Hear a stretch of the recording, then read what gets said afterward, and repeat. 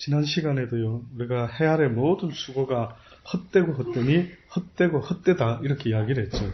혹시 왜 헛된 이유가 근본적으로 무엇 때문에 우리 인생이 이렇게 헛되고 헛돼 버리고 말았을까?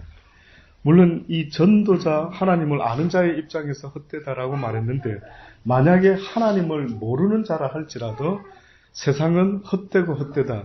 그래서 세상 사람들은 인생 뭐라고 하는지 혹시 아십니까? 인생 무상, 또 인생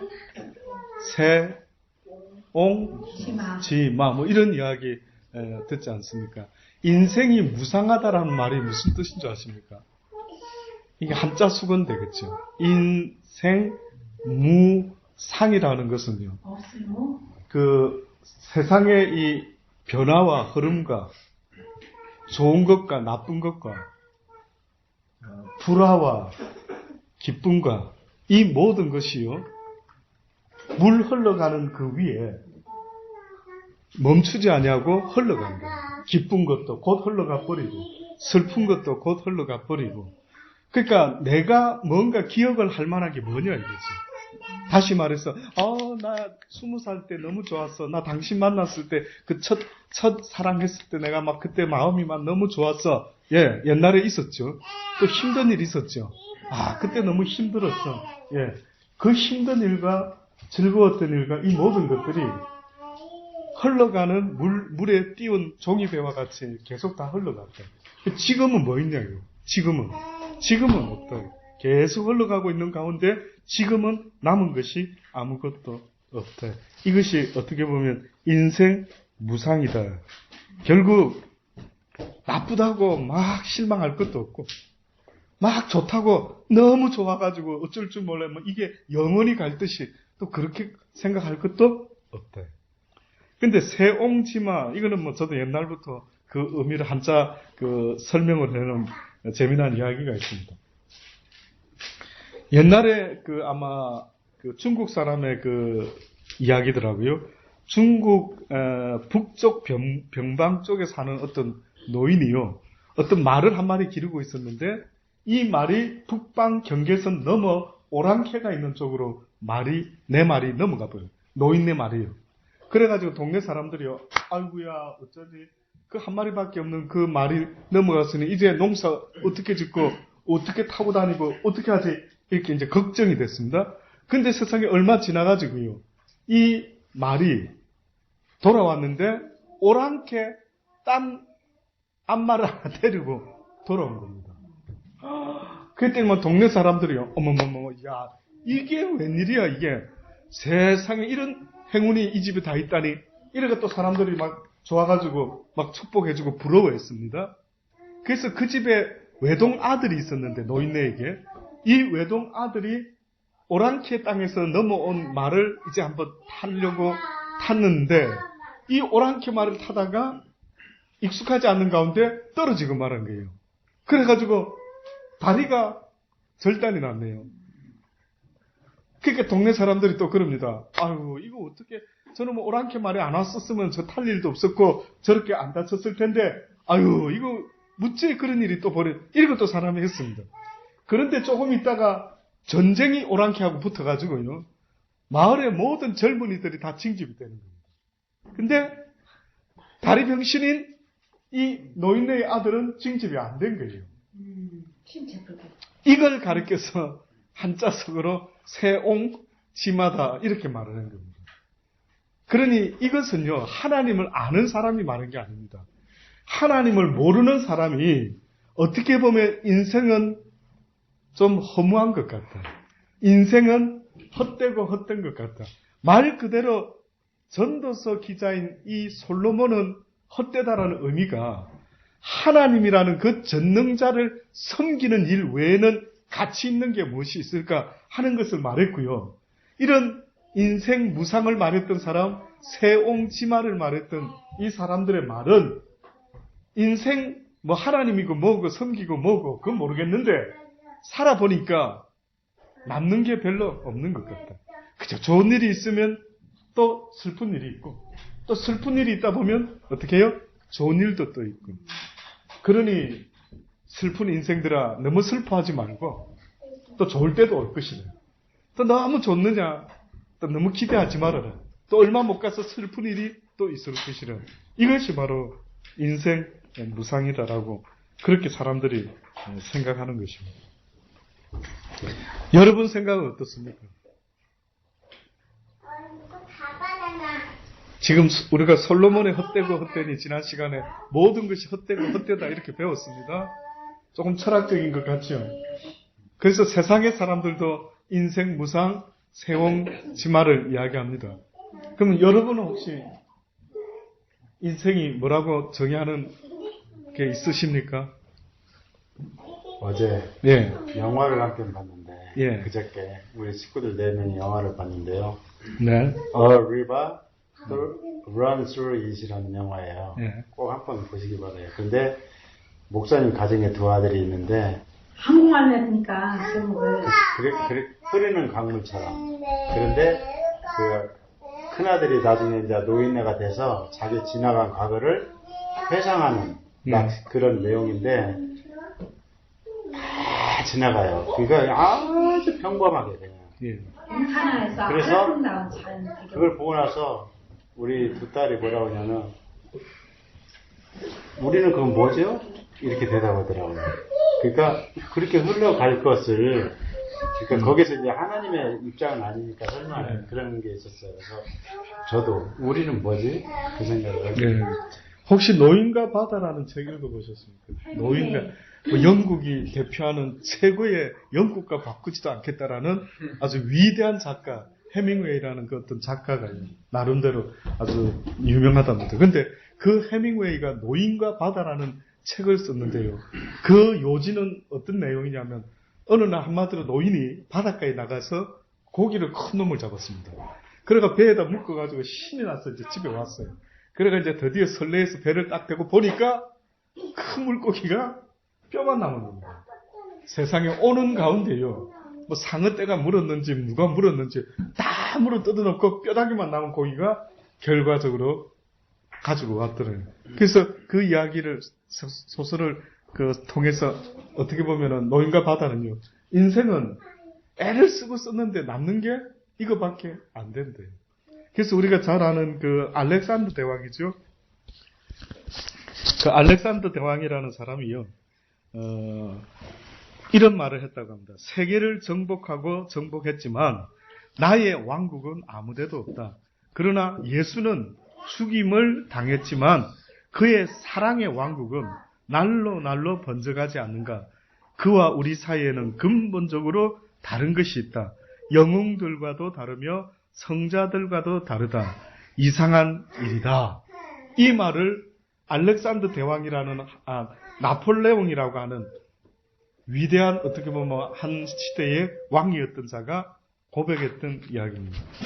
또 한 사람의 고백을 소개할게요. 마릴린 먼로라고 미국에서는 아주 잊혀지지 않는 미국 사람들이면 누구나가 떠올리는 어떤 여배우가 있답니다.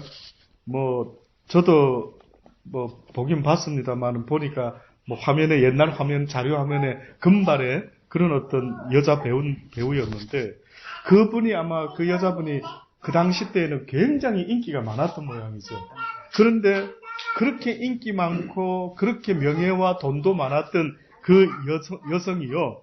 뭐라고 나중에 고백을 하는데 나는 한 여성이 지닐 수 있는 모든 것을 가졌다. 나는 젊다. 나는 아름답다. 나는 돈이 많다. 나는 사랑에 굶주리지 않는다. 하루에도 수백 통의 팬 레터를 읽고 있다. 나는 건강하고 부족한 것이 아무것도 없다. 미래에도 이렇게 살 수 있을 것이다. 그런데 웬일일까? 나는 이렇게도 공허하고 이렇게도 불행하다. 이유 없는 반항이라는 말도 있지만 나는 이유 없이 불행한 것 같아. 이게 바로 한 시대의 명예와 부와 모든 걸 지었던 사람입니다. 누가 빨리 이때에 이 마릴린 먼로 옆에 있었다면, 저는 크리스찬이 있었다면 왠 줄 아느냐 하고 하나님의 복음을 전해줄 수 있었을 거예요. 어떤 사람은 또 이렇게 고백하더라고요. 너무나 놀라운 것은 우리의 심령 가운데 완전히 만족해 줄 수 있는 유일한 파트가 있는데 이 파트는 하나님만이 채워줄 수 있는 파트다. 결코 인간이 세상에서 얻을 수 없는 그런 채울 수 없는 한 부분이 있는데 이것은 바로 오직 하나님만이 나에게 채워줄 수 있는 부분이다. 어떻게 보면은 아버지가 자식에게 줄 수 있는 유일한 어떤 것이 있을까요? 없을까요? 저는 있다고 생각합니다. 우리 두 딸이 있지만은 목사인 제가 이 두 딸에게 채워줄 수 있는 게 있겠죠. 나름대로 뭐 아이스크림을 사줄 수 있고 제가 사랑이에게 뭘 줄 수도 있겠죠. 그러나 아빠와 엄마가 채워줄 수 있는 그 무엇과는 비교할 때에 아마 한계가 저에게는 있을 거예요. 저는 아빠로서 엄마로서 줄 수 있는 것을 똑같이 줄 수 없는 한계가 저한테 있지 않겠습니까? 그래서 저는 오늘 이곳에 있는 여러분들만이라도요. 어떻게 보면 이 세상을 살아가는데 나중에 인생 끝에 부딪혔을 때에 헛되고 모든 것이 헛되다라고 인생 무상 세옹지마를 말하는 인생의 결론이 나지 아니하고요. 하나님 말씀 안에서 살아가는 그날까지 오직 여호와의 영광을 위하여 살았노라라고 이 땅의 미션을 다 이루었노라고 고백할 수 있는 그러한 복된 인생이 되기를 간절히 바랍니다. 오늘 전도서 기자가 이렇게 또 시작합니다. 나 전도자는 예루살렘에서 이스라엘 왕이 되어서 마음을 다하여 지혜를 써서 하늘 아래서 행하는 모든 일을 궁구하며 살펴보았다. 근데 그가 아무리 지혜를 동원해서 이 세상에 살아가는 우리네 인생의 모습을 가만히 보니까 다들 먹고 산다고 하는데 궁극적으로 이 모든 것이 헛되다라고 깨달아졌던 이유가 있다라고요. 제가 오늘 이 질문을 던지려고 지금 서두에 이렇게 이야기를 한 겁니다. 왜 이렇게 헛되다라는 결론이 자꾸 날까요? 왜 이런 왕도 고백하고 왜 어떤 중국 사람들도 세옹지마를 말하고 인생 무상을 말하는 이 근본적인 건 뭘까요?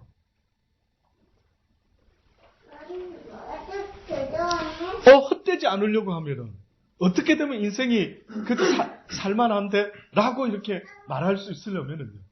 어떤 문제가 좀 해결이 될 수만 있다면은 헛되다고까지는 말하지 않을 텐데. 그래서 저는 전도서 기자도 공부해봤다. 고민해봤다. 근데 저도 한번 고민해봤습니다. 근데 제가 내린 결론은 뭐냐면은요. 왜 우리 인생들이 그렇게 권세도 있고 대통령도 되고 명예도 없고 막 이병철 옛날에 그 삼성의 사장 막 돈도 엄청 많고 한데 왜 그들의 삶을 보고 영원토록 부러워해야 되는데 인생 무상을 말하는가? 뭐 때문에 그럴까요? 우리의 삶 가운데 죽음이라는 게 있어서 그렇지 않을까요? 늙어가고 죽는 것 때문에 우리의 인생이요. 결론에 가서는 그렇게 자꾸만 고백이 되어지는 것 같다라는 생각이 드는 겁니다. 젊었을 때는 전혀 느끼지 못하지만 세상을 조금만 살아보면은요. 내 육신도 이제는 내 마음대로 안 되고 내 마음도 벌써부터 내 마음대로 안 됐는데 내가 원하는 생각, 내가 원하는 것 그것만 생각하며 살고 싶은데 내 마음도 내 뜻대로 안 되고 날마다 내 육신의 또 다른 법이 나를 날마다 사로잡아 오는 것을 보면서요. 이런 생각하지 말자, 나쁜 생각하지 말자, 좋은 생각만 하자라고 하는데도 결단코 내 생각도 내 마음대로 안 되는 것을 혹시 느껴보셨습니까? 마찬가지로요. 내 마음도 그렇지만 내 육신도 어느 순간에 되니까요. 늙어가더라고요. 이게 무슨 조합이죠? 그전에는 그렇게 신경 안 쓰고 뭐든지 맛있게 먹었는데 어느 순간부터 건강을 생각하고 어느 순간부터 다른 가족에게 짐이 되지 않으려고 저도 모르게 저도 몸을 신경 쓰고 있는 이런 생각을 하고 있을 때 깜짝깜짝 놀랍니다. 나한테 이런 날이 올 줄이야 누가 알았겠습니까? 나한테. 그래서 결국은 늙어가다가 언젠가 제가 만약에 죽는다라는 걸 생각할 때에 인생이 뭐지? 그래서 잔치집에 갈 때보다 인생을 깨닫는 것보다 오히려 장례식장에 갔을 때에 인생이 무엇인지를 더 깨달을 수가 있대요. 저는 저와 여러분이요. 왜 사는지를 분명히 알고 살 수 있는 복된 하나님의 백성들이 다 되시기를 주의 이름으로 축복합니다. 왜 사는지, 왜 살다가 늙어가는지, 왜 늙다가 결국 죽게 되는지 알고나 살아간다. 알고. 모르고 죽음이 갑자기 닥칠 때 나 죽고 싶지 않아. 이렇게 몸부림치다 죽는 인생이 아니라 어떻게 보면은 살아야 되는 이유도 아는 것처럼 내가 죽어야 되는 이유도 알고 살아가죠. 사도 바울이라는 사람이요. 그가 다메섹 도상에서 예수님을 처음 경험했지만 성경에 보면 그가 그 이후로 바로 복음을 전한 게 아니라 다른 제자들이 예수님을 따라 3년 반 동안 배웠던 것처럼요. 이 사람이 바울이 아라비아에 약 3년 반 가까이 가 있습니다. 근데 성경에 보면 아라비아에 가서 뭐 했는지는 안 나와 있어요. 뭐 했겠습니까? 진리를 배웠겠죠. 인생의 참 진리, 하나님으로부터 오는 참 진리를 배웠겠죠. 그러고 나더니만 바울이요. 뭐라고 고백하는 줄 아십니까? 이제 내가 육신 가운데 거하는 것도 상관없고 이제 내가 육신을 떠나서 하나님께 빨리 가는 것이 사실 더 좋을 수도 있는 걸 깨달았다. 육신의 세상만 다 있는 줄 알았는데 영원한 영의 세상을 있음을 이제는 알았대. 물고기가 물속에만 살 때 이 물속에 있는 세상이 단 줄 알고만 살았는데 물 밖의 세상이 있는 것처럼 육지의 세상이 있지만 저 공중의 세상이 있는 것처럼 공중의 세상이 있지만은 내 영혼의 세상이 있는 것을 바울이 깨닫고 나서 뭐라고 고백했는지 아십니까? 와, 빨리 가고 싶다. 그러나 내가 육신 가운데 거하는 이유가 한 가지 있답니다. 그게 뭔가 봤더니만요. 이 진리를, 복음을 모르는 이들에게 내가 전했으면 좋겠다. 이들에게 이걸 알려주고 싶다. 꼭 임금님기는 당나귀기라고 외친 사람 아시죠?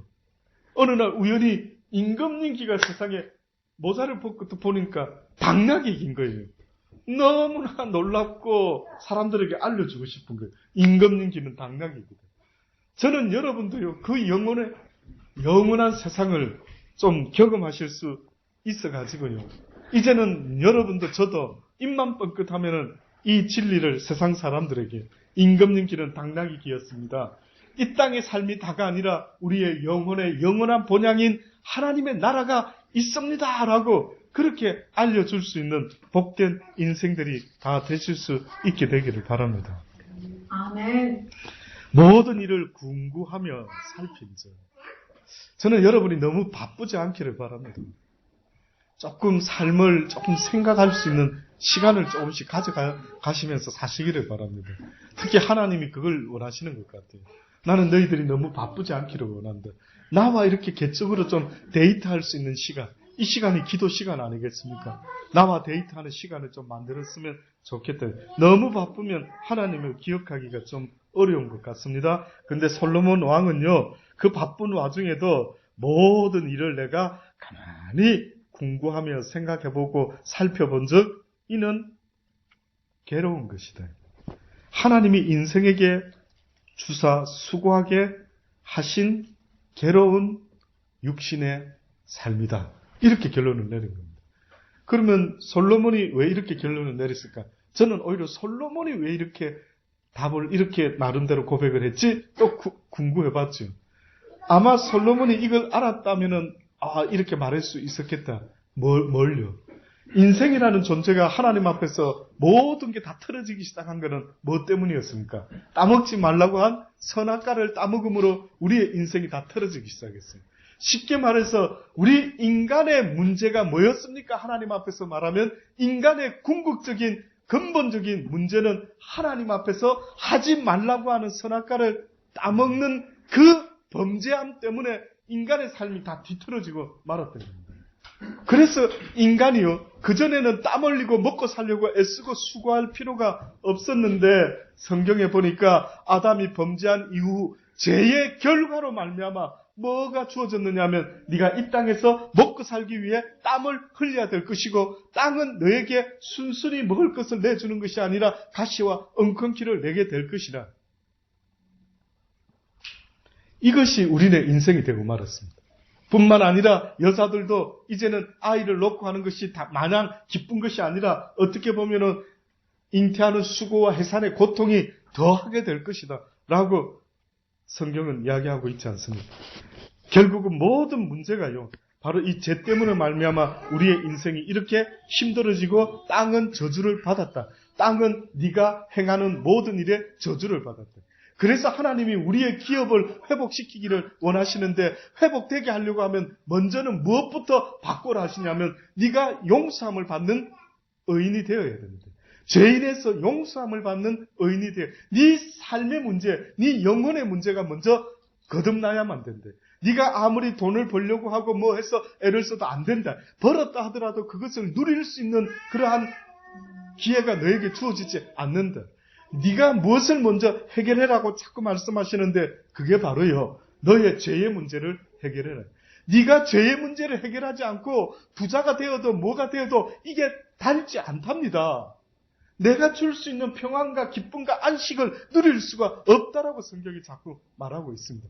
그래서 여러분, 아무리 좋은 고기를 먹고 아무리 해도 여러분의 심령 깊숙한 곳에 있는 그 외로움과 쓸쓸함과 답답함은요, 이 마린님 못너처럼요, 언젠가 크게 부각이 되면은 내가 이거 뭐하고 살아가고 있는 거지? 라고 이렇게 절망의 벽 앞에 서게 되는 것입니다. 그래서 이런 인생이 이렇게 헛되다라고 바람을 잡으려는 것과 같다라고 말한 것은 결국 인간이라는 우리의 모습이 하나님 앞에서 그 말씀에 순종하지 못함으로 결국은 모든 인생들이 제 아래 갇혀버린 결과다라고 말씀드릴 수가 있습니다. 그 이후에 예수님과 세례요한을 통해서 하나님은 우리에게 말씀하는 게 있죠. 그게 뭐냐면은 회개하라라고 첫 번째로 말씀하고 있는 것입니다. 아담과 하와는 회개하지 못했지만은 너희들은 어떻게 하라고요? 회개하라라고 우리에게 말씀하고 있습니다. 예수님을 믿는 것도 너무나 중요한데요. 저는 어느 순간에 예수 믿으세요, 예수 믿으세요, 이 말은 너무너무 많이 듣습니다. 너무너무 많이 듣고 너무 많이 전했고 했는데, 가만히 보면은 사실은 예수 믿으세요라는 것보다 더 중요할 것 같은 말이 있다면은 예수님을 통하여 당신의 죄를 회개하라. 그러면 용서받을 수가 있다. 오히려 회개하세요, 회개하셔요. 이거를 가르쳐주고 싶어요. 하나님을 모르고 살아왔던 모든 삶을 회개하세요, 회개하세요, 용서를 구하세요, 용서를 구하세요. 저는 아담과 하와가 하나님 앞에서 에덴 동산이라는 그 좋은 곳에서 쫓겨날 때에 나 같으면은 하나님 죄송해요, 용서해 주세요, 이렇게 붙잡고 용서를 구할 텐데, 아담과 하와는 용서를 구하지 않았어요. 근데 뜻밖에도 누가 오히려 용서의 모습을 취했는지 압니까? 인류 태초에 어떤 아주 아담과 하와보다 더 큰 죄를 지었을 것 같은 어떤 인간이 있었는데, 오히려 그 인간은 하나님 앞에서 용서를 구하는 모습이 있어요.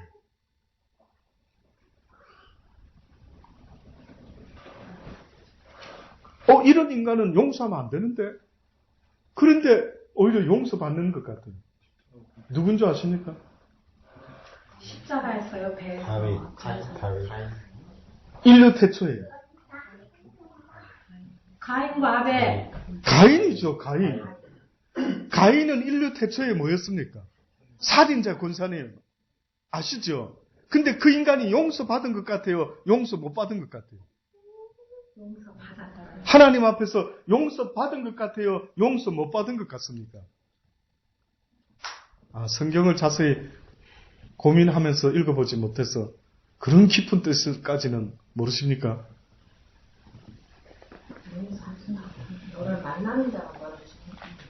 그러니까 가인이 자기 죄값에 대해서 용서받은 것 같습니까? 1번 쉽게 그럼 객관식으로 바꾸겠습니다. 1번 용서받았다, 2번 용서받지 못했다, 3번 잘 모르겠다, 3번 잘 모르겠다. 집사님 1번 용서 받았다. 어째서 그렇게 생각하시죠? 가인이 그 전에 그 마음의 상태를 이야기했고, 예. 그렇게 자기가 죄를 지은 것에 대해서 이야기를 했기 때문에. 예. 하나님이 너를 만나는 사람마다 예. 내가 죽인다고 그러니까 아니 너는 그 사람들 널 못 죽겠다. 그러니까 너의 이마에 인을 쳐가지고 네. 그걸 상징으로 삼겠다. 예. 왜? 그 고전에 뭐라고 말한 게 있어요. 가인이. 처음에 이제 가인이 그 죄를 지었을 때에 하나님이 뭐라고 벌을 내리십니까? 아담에게 벌 내렸죠. 너는 땀 흘리고 먹고 살고 했음. 하와에게는 수고, 고통, 남편이 너를 다스리고. 그럼 가인은요? 성경을 잘 안 읽으십니까? 바쁘셔서. 가인은 뭐라고 했습니까?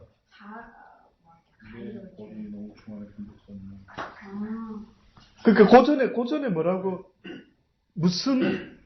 뭘 말했길래 내 죄가 너무, 아니, 이 벌칙으로 나에게 주시는 벌이 너무 중합니다. 내가 내 동생 아벨을 죽여서 이제 하나님의 낯을 보지 못하고 어떻게 보면 유리방황해야 되는 이런 하나님의 얼굴을 더 이상 볼 수 없는 벌이 떨어져요.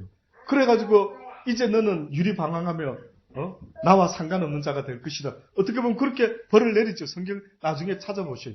근데 가인이 뭐라고 말해요? 너무 벌이 셉니다. 아니 하나님의 얼굴을 볼 수 없다니. 아니 하나님과 가까이 있을 수 없다니. 세상에 이건 누가 이런 고백도 비슷한 고백했어요. 구약에 아주 유사한 분이 한 번 또 나타납니다. 누가 범죄했을 때 다윗이라는 사람이 이릅니다. 다윗이 어느 날 시편의 고백에 보면은요, 그가 뭐라고 합니까? 주여 성신을 내게서 거두지 마옵소서. 세상에 내가 비록 죄를 지었지만 내 눈물을 보옵소서. 내가 회개하나이다. 내 침상을 띄우나이다. 그러니 주여 당신의 성령을 내게서 거두지 마옵소서. 너무 그러면 나는 외로울 것이고 너무 그러면 나는 메마를 것이고 살 소망이 끊어질 겁니다. 제발 당신의 은혜가 나에게서 거두어가지 않도록 도와달라고. 희한하죠. 우리 같으면 이 못된 가인에게서 그런 말이 나올 줄은 몰랐어요. 근데 이 가인이 그렇게 자기의 죄를 고백하면서 이제 내가 그렇게 되면은 이제 사람들을 누굴 만나면 내가 죽을 수도 있고 하나님의 보호하심 없이는 내 인생이 죽을 수 있고 어려울 수 있는데 어떻게 이런 벌을 그때 뭐라고 합니까 하나님은? 아니다. 내가 너를 인을 쳐서 누구도 너를 손대지 못하도록 내가 막아주겠대. 용서했다. 용서 받았을까요? 못 받았을까요? 용서 받았다. 받은 것 같아요. 저는 지금도 하나님이 우리에게 원하는 거는요, 완벽한 인간이 되기를 원하는 게 아닌 것 같아요. 잘 생각해 보십시오. 내가 죄짓지 말고 살아야지. 내가 죄짓지 말고 아주 좋습니다. 저는 그런 사람들에게 어떻게 하면 점수를 90점 줍니다. 그런데 죄짓지 말아야지 하다가 죄를 지었어요. 에이 하고 그냥 넘어가는 사람. 그럴 바에는 90점 줬다가도 한 10점밖에 못 주겠어요. 그런데 죄짓지 말아야지 하다가 죄를 지었을 때에 주여 혹시 이 죄로 인하여 아버지께서 나를 외면하지 않기를 원합니다. 아버지 나도 애를 쓰지만 이게 죄송해요. 제가 마음대로 안 됐습니다. 내가 또 사단에게 진 것 같습니다. 용서하여 주옵소서 라고 만약에 고백한 사람이 있다면 저는 그 사람은 100점입니다. 그래서 용서를 구할 줄 알고 용서를 받은 성령의 확신을 얻게 되는 사람이 무슨 차이가 있는 줄 아십니까? 내가 의인이다라고 생각하고 나는 90점이야. 나는 너보다 훨씬 괜찮은 사람이야. 라는 걸 말하는 사람의 자리는 자칫하면 교만의 자리로 나가고 하나님께 감사와 그 은혜와 그 사랑의 고백을 할 수 없는데 하나님이 왜 자꾸 회개하는 심령을 받으려고 하실까? 왜 하나님이 상하고 애통하는 심령, 왜 상하고 애통합니까? 여러분 돈이 없어서 상하고 애통합니까?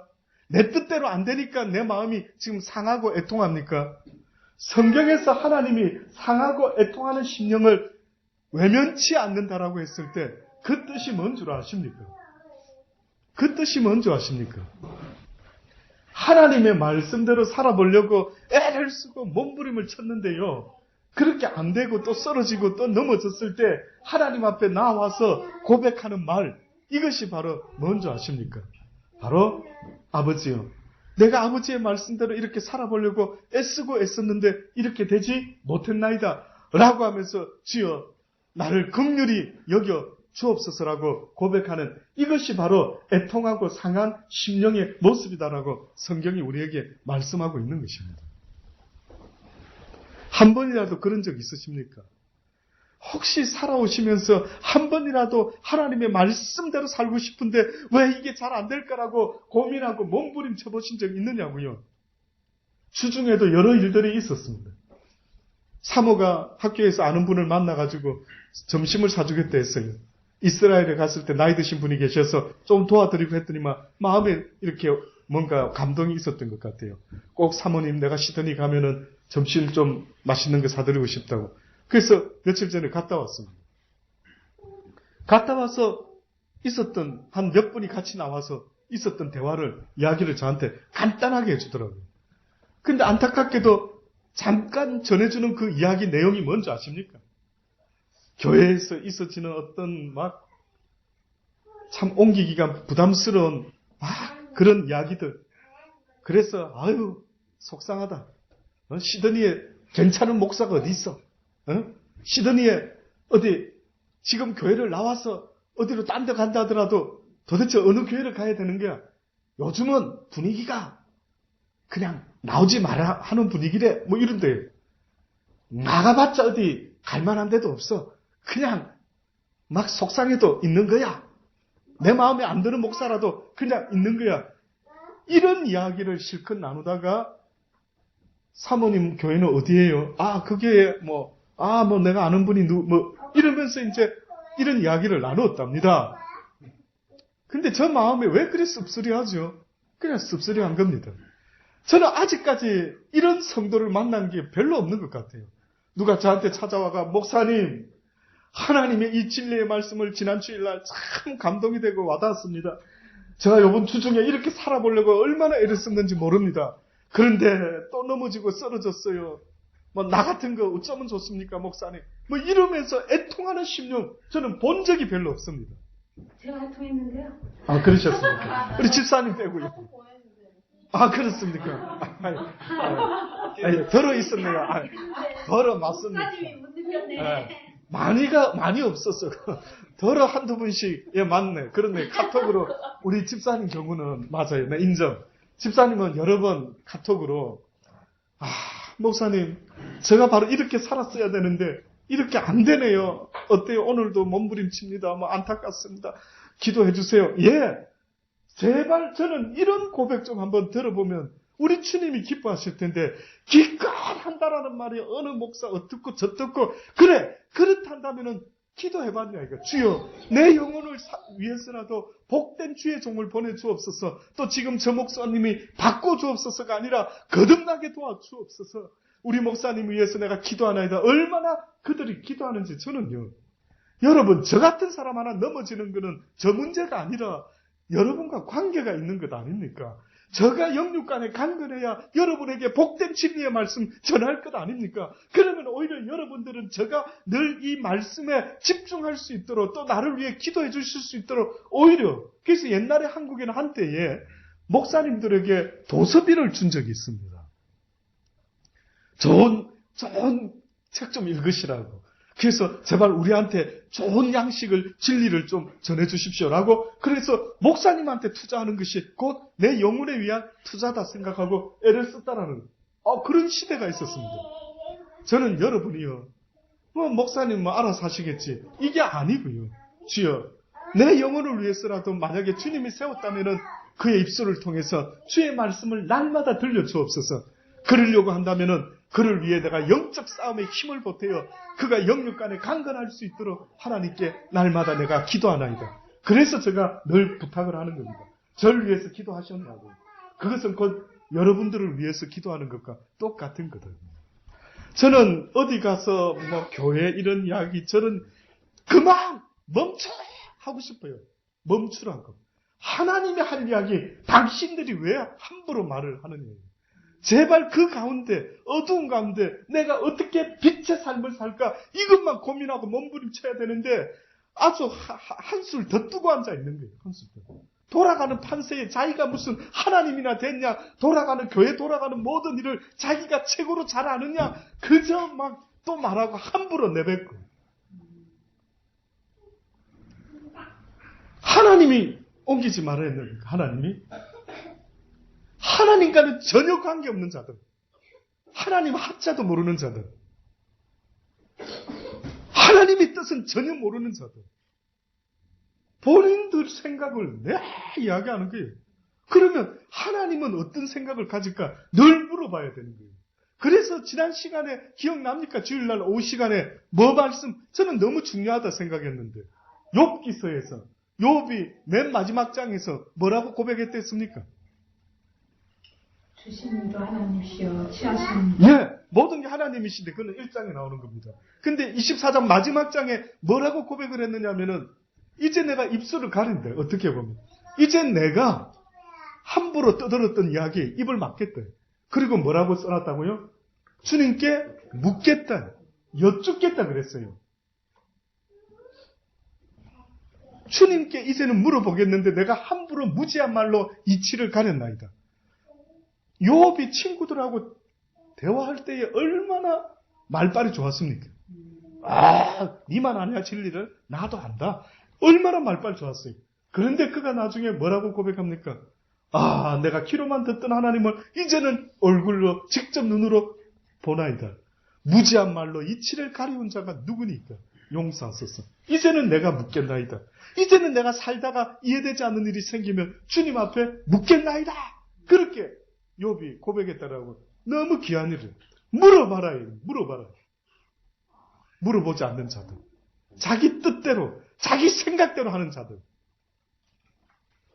왜 예수님이 너희가 나를 따라오려거든 너를 부인하고 네 십자가를 지고 나를 따라라. 너를 부인한다라는 게 뭔지 아십니까? 네 멋대로 말하는 것, 너를 사랑하는 것, 네가 왕이 되어서 신이 되어서 함부로 판단하고 함부로 정죄하는 것, 이 모든 것들을 부인해라고 말씀하고 있어요. 네 인생의 주인인 너를 부인해라. 네 인생의 주인이 네가 아니다라고 지금 말합니다. 그래서 성경에 네가 나를 따라오려거든 너를 부인하고 네 십자가를 날마다 지고 네가 나를 따라오라는 것은 네 인생의 주인이 네가 아니다. 네가 판단하고 네가 말하고 너를 위해서 사랑하고 너를 위해서 하는 모든 것들을 멈춰라고 말을 하고 있어요. 그래서 이제는 하나님의 뜻을 쫓아오는 자가 되어라. 네가 아무리 복음을 전하고 선지자 노릇하고 불을 내리고 권세를 행했다 할지라도 뭐라고 합니까? 하나님의 뜻대로 행한 것이 아니면 어떻다고요? 아무것도. 그럼 또 한번 물어볼게요. 복음을 전해야 되는구나 깨달았어요. 냈다 복음을 전합니다. 죽을 때까지 복음 전했습니다. 그럼 그 사람은 천국 앞자리 가야겠죠. 맞습니까? 그런데 성경에는 나는 그를 모른다라는. 그럼 이 사람의 미스테이크가 뭡니까? 이 사람은 목숨 걸고 교회 다녔어요. 목숨 걸고 처음 교회 나갔어요. 교회도 안 옮겼어요. 네. 교회 한 번 안 옮기고 만약에 목숨 걸었어요. 근데 이 사람이 잘못됐다면 문제가 뭡니까? 자기 좋아서. 예, 물론 아까 회개 이야기도 했지만, 쉽게 말하면은 하나님의 뜻을 쫓는 것 같았지만 내 뜻대로 한 겁니다. 내 뜻대로. 이게 얼마나 신앙생활 할 때 무서운 줄 아십니까? 내 뜻대로 예수 믿는 거예요. 내 좋은 스타일로 예수 믿는 거예요. 내 편한 대로 예수 믿는 겁니다. 이게 지금 이러고 있으면서도 그래서 막 전도왕, 목사 되고 선교사 되고 했는데 하나님이 모른대요. 그 사람을. 나는 너를 도무지 알지 못한대. 그러면 결국은 하나님의 뜻대로 행하는 자라야 된다는데 하나님의 뜻이 바뀔 수도 있을까요? 안 바뀔까요? 누가 말 좀 해주시오. 바뀔 수도 있어요. 어제 말씀하신 하나님의 말씀의 뜻이 오늘 바뀔 수 있을까요? 없을까요? 없어요. 있어요. 하나님은 불변하신다고 했어요. 네. 바뀔 수가 있대. 바뀔 수가 있대. 왜 바뀔 수 있느냐? 그래서 베드로 보세요. 베드로가 옥상에서 기도를 하다가 환상 중에 보자기에서 뭔가 쌓여서 내려왔다 했죠. 그 보자기를 딱 보니까 그 안에 뭐가 있다 했습니까? 어떤 짐승요? 더러운 짐승. 율법에서 어떻게 한 것? 먹지 말라고 딱 써놓은 그런 더러운 짐승이 딱 내려왔어요. 그 보고는 이거 뭐야? 이 더러운 것이 왜 내 앞에 나왔어? 이랬죠. 근데 갑자기 들리는 소리가 있었죠. 뭐라고 했습니까? 내가 깨끗하게 한 것을 네가 어찌 아니, 처음부터 그래 나온 게 아니고, 이걸 잡아먹어 버려라. 잡아먹어 버려라. 이랬죠? 그 잡아먹어 버리라 하니까, 베드로가 뭐랬어요? 나는 이때까지 이런 거 먹지 말아서 안 먹고 살아왔는데, 뭐 갑자기 하나님, 이거 나보고 또 잡아먹어라 하지? 나 못 먹습니다. 이제 집사님 말한 게 나온 겁니다. 나 이때까지 이렇게 안 먹었는데, 나 못 먹습니다. 이랬다고 했죠. 그랬더니만, 그 전능자가 뭐라 했습니까? 내가 깨끗하게 해서 지금 먹으라 하는데, 그 먹지 말아야 한 이는 누구냐? 하나님. 근데 지금 먹으라 하는 이가 누구냐? 하나님. 바로의 마음을 온유케도 하는 이가 누구냐? 하나님. 바로의 마음을 강팍하게 만드는 이도 누구냐? 하나님. 바로가 애굽 이스라엘 백성을 출애굽시켜 주겠다 말겠다 몇 번 번복했습니까? 10번 번복했죠. 10번. 그러면은 하나님이 뭘 가르쳐 주려고 했습니까? 너희를 출애굽시켜 주는 자가 바로다 아니면 누구라? 하나님이다.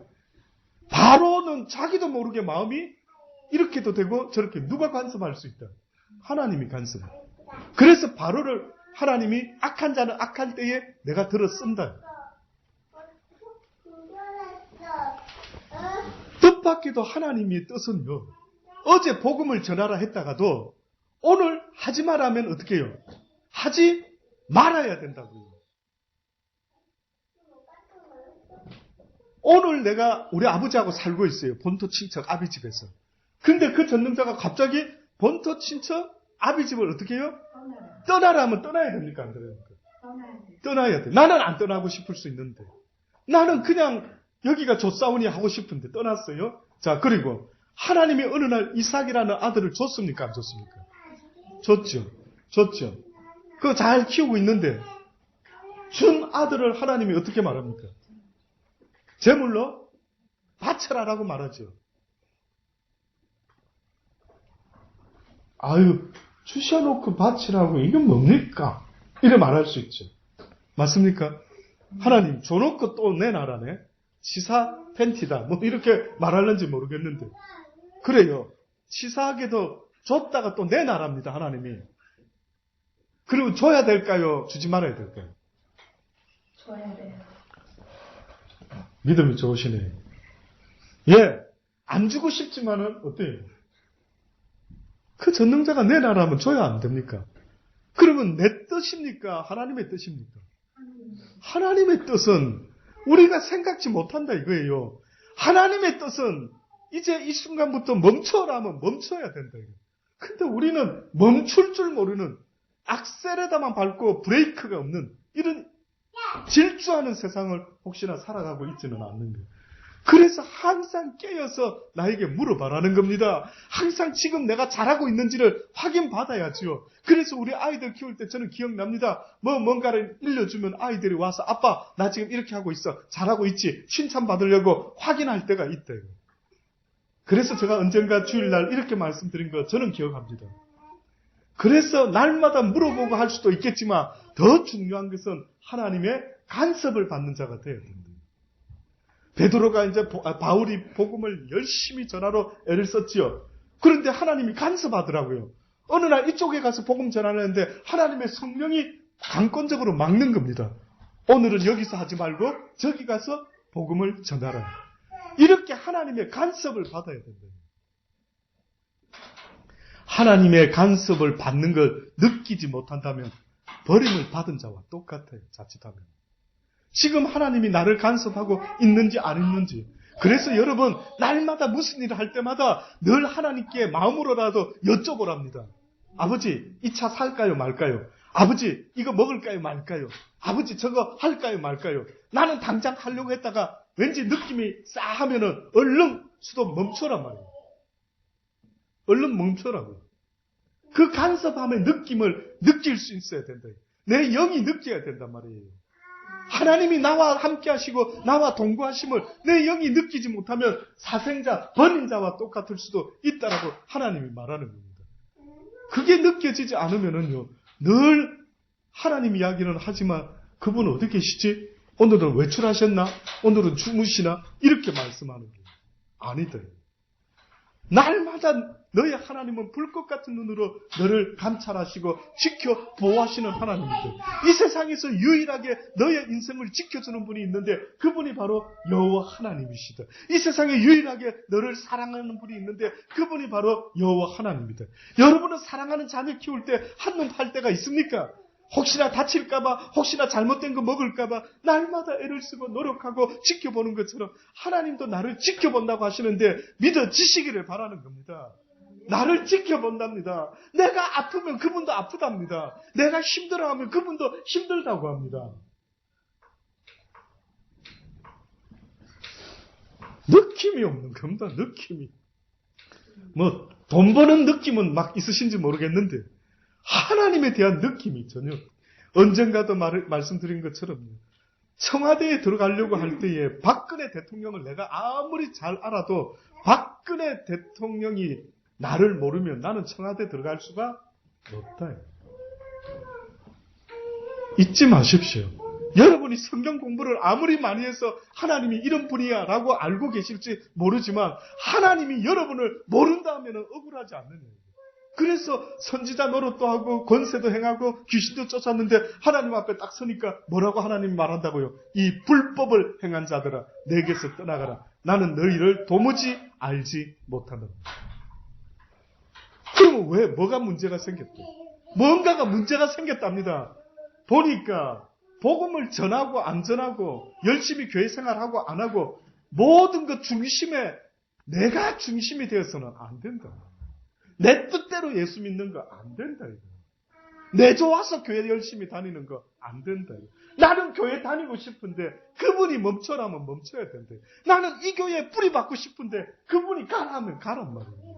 그래서 제가 정은찬 선교사님하고 처음 대화 만났을 때에 그래요. 우리 교회에 있는 것도 좋은데 언젠가 그 전능자께서 당신에게 떠나라 하면 떠나라고. 용호 목사 눈치 볼 거 없이 떠나라요. 떠나라 그랬어요. 혹시나 어떤 느낌이 와서 이제는 안 되겠구나. 떠날 때가 되면 떠나란 말이에요. 제가 아무리 붙잡아도 떠나란 말이에요. 그 정도로 하나님의 간섭을 받으시라는 거예요. 그래서 저는 우리 방안투 교회가 하나님이 기뻐하는, 하나님이 다스리는 교회 되기를 원합니다. 저는 가능한 한 여러분 보고 뭐 하세요 이런 말 안 하려고 해요. 스스로 한번 기도해 보세요. 하나님, 내가 왜 지금 이곳에 왔으면, 내가 왜 지금 이곳에서 지금 뭘 하기를 원하십니까? 하나님께 직접 물어보시라고요. 그래서 하나님의 간섭을 받고 저한테 연락 주십시오. 목사님, 화장실 청소는 앞으로 제가 해야 될 것 같습니다. 목사님, 부엌 일은 제가 하겠습니다. 설거지는 제가 한번 맡아서 해보고 싶습니다. 목사님, 왠지 제가 예배 전도대회 이런 거 제가 맡아야 될 것 같습니다. 한번 여쭤보시고 하는 게 더 재밌지 않을까? 내 하나님이 나에게 뭘 원하는지. 문제는 그걸 모른다라는 거예요. 그러고 싶은데 눈에 안 보이시니까 그분의 뜻을 모르겠다 이거예요. 그래서 하나님이 어떻게 보면은요, 나에게 물어봐라. 네가 언제 물어본 적이나 있느냐? 모르겠다 말하기 전에 내 뜻을 구해본 적이 있느냐? 그렇지 않으면 여러분 모든 것이 헛되고 헛되니 모든 것이 다 헛되다라는 고백밖에 안 나오는 거예요.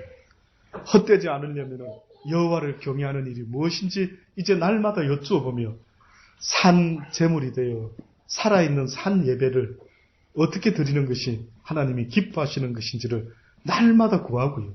그래서 저도 여러분도 저도 어느 날 이 달란트 교회를 하다가 떠날 수밖에 없었을 때 그분의 말씀을 붙잡고 떠났습니다. 사람들은 왜 저 사람이 갑자기 떠났나 알려지만 우리 여기 증여한 사람 그래도 두 사람 있대요. 그때 저는 분명히 이야기했습니다. 떠나야 될 것 같다고. 왜 떠나십니까? 그분 때문에. 그분의 뜻을 쫓아보겠다고. 그래서 떠났습니다. 그러다가 또 한국으로 또 갔었죠. 그곳에 있다가 다시 또 올 때에 실컷 또 고생만 하다가 또 내가 시드니에 가서 어떻게 시작을 하지? 갈 바를 알지 못했지만 딱 한 가지만 남기고 싶었습니다. 내 삶 속에 대단한 목회는 한 건 없지만 주의 말씀에 순종했노라 하는 그 순종의 목회자가 되어야 되겠다. 이거 하나 가지고 어떤 결과가 없어도 한번 순종해서 하나님의 뜻을 쫓아보려고 여기까지 왔던 겁니다. 다른 건 본받으실 거 저에게 아무것도 없지만 여러분의 삶 가운데 그 전능자가 나한테 지금 뭘 원하시는지를 날마다 기도하며 구하실 수 있게 되기를 원하고 그 뜻이 뭔지를 깨닫고 날마다 주님 시키는 대로 살아가실 수 있는 아름답고 복된 믿음의 지체들이 다 될 수 있기를, 그래서 그 일을 제가 도와드릴 수 있도록 애쓰는 복된 목사가 되고 복된 여러분이 다 되실 수 있기를 주의 이름으로 축원합니다. 기도하십니다. 좋으신 아버지, 그렇습니다. 이 땅에 너무나 우리가 하나님의 뜻을 알지 못하고 함부로 말을 하고 하나님이 해야 될 걱정을 본인이 대단히 어려운 것처럼 걱정, 근심하면서 사람들을 함부로 평가하고 함부로 말을 하는 그 모든 입들이 이제는 막아지기를 간절히 원합니다. 모든 이들이 욥과 같이 두 입을 가리우며 무지한 말로 이치를 가리운 자가 바로 저였습니다. 라고 고백할 수 있는 일이 있을 수 있게 되기를 간절히 바랍니다. 저희들은 그런 자리에 동참하지 말게 도와주시고 누가 뭐라고 사람들을 함부로 말하든 함께하지 않도록 도와주시고 오직 주님께 맡기고 사랑은 허다한 허물을 덮는다고 했으니 우리가 깨달은 그 사랑으로 모든 일을 구원할 수 있도록 아버지 사랑의 원자탄, 사랑의 용사들이 다 되게 하여 주옵소서. 사랑 외에는 어떠한 것도 없다고 말씀하셨습니다. 하나님을 사랑하는 것과 내 이웃을 내 몸과 같이 사랑하는 이것이 온 율법과 선지자의 강령이라고, 결론이 그거라고 말씀하셨는데 그런 사랑은 생각지도 못하고 날마다 불평하며 불만하며 날마다 사람을 헐뜯으며 날마다 함부로 판단하고 함부로 정죄하면서 자기는 대단한 것처럼 이렇게 스스로 쏟고 살아가는 우리의 인생을 불쌍히 여겨 주옵소서. 사단이 그렇게 속이고 있는 것 같습니다. 더 이상 속지 말게 하시고 이제는 하나님의 마음과 그 성품과 그 뜻을 쫓을 수 있는 우리가 되게 도와주옵소서. 주신 말씀 붙잡고 이제 함께 통성으로 기도하는 시간 되기를 바랍니다. 다 같이 기도하십시다. 좋으신 아버지,